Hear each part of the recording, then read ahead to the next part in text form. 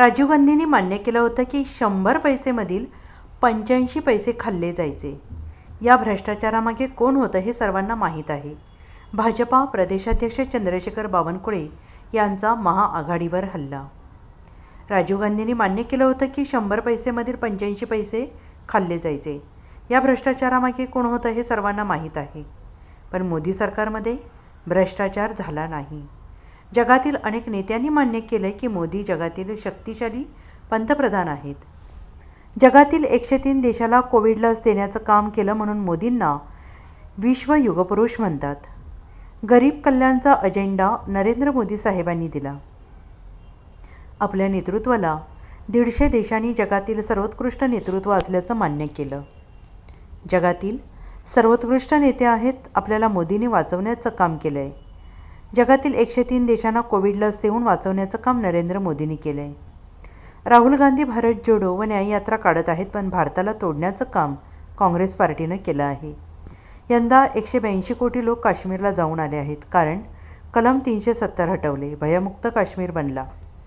सरकारमध्ये वकील लागतो. मी सरकारमधील सगळ्यात मोठ्या पक्षाचा अध्यक्ष आहे. ठाकरे सरकारने गरीब मराठा समाजाचा विचार केला नाही. मर्द मराठा मुख्यमंत्री एकनाथ शिंदे आणि उपमुख्यमंत्री देवेंद्र फडणवीस व अजित पवार यांनी आरक्षण दिले. मराठा समाजाला दिलेले 10% आरक्षण टिकणारे आरक्षण आहे. मराठा समाजाचे 10% आरक्षण कोणीच काढू शकत नसल्याचंही शिराळ्यामधील भाजपच्या मेळाव्यात प्रदेशाध्यक्ष चंद्रशेखर बावनकुळे यांनी सांगितलं आहे. खूप लोकांनी राजकारण केलं 65 वर्ष, पण मराठा समाजाच्या नावाने मतं घेतली, पण कधी गरीब मराठा समाजाचा विचार केला नाही. देवेंद्रजी मुख्यमंत्री झाले, त्यांनी मराठा आरक्षण दिलं. हायकोर्टात झालं, सुप्रीम कोर्टामध्ये उद्धव ठाकरेचं सरकार आलं, सुप्रीम कोर्टामध्ये आरक्षण टिकवू शकले नाही. देवेंद्रजींनी आरक्षण दिलं, हायकोर्टमध्ये टिकवलं, पण सुप्रीम कोर्टमध्ये जाताना उद्धव ठाकरे आणि त्याच्या सरकारने आरक्षण घालवलं. पण मला अभिमान आहे, एक मर्द मराठा एकनाथ शिंदे सारखा नेता या महाराष्ट्रामध्ये पुन्हा देवेंद्रजी आणि अजित पवार. देवेंद्रजी सारखा नेता, अष्टपैलू कर्तृत्वाचा धनी नेता या महाराष्ट्रामध्ये आहे. आमचे ते अष्टपैलू कर्तृत्वाचे धनी नेते आहे. एकनाथ शिंदे सारखा एक नेता आला, दोघांनी निर्णय घेतला.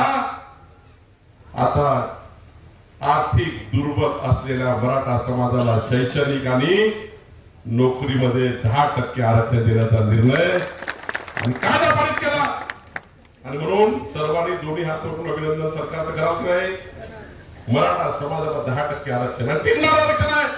आता कोणी आरक्षणाला धक्का लावू शकत नाही. लोक त्या ठिकाणी ज्यांनी 65 वर्ष नाटक केलं, नोटंकी केली, मराठा समाजाची मतं घेतले, ते सांगतात आता मराठा आरक्षण टिकणार नाही. मी दाव्याने सांगतो, दिलेलं 10% मराठा आरक्षण आता कुणीच काढू शकत नाही, कुणीच काढू शकत नाही.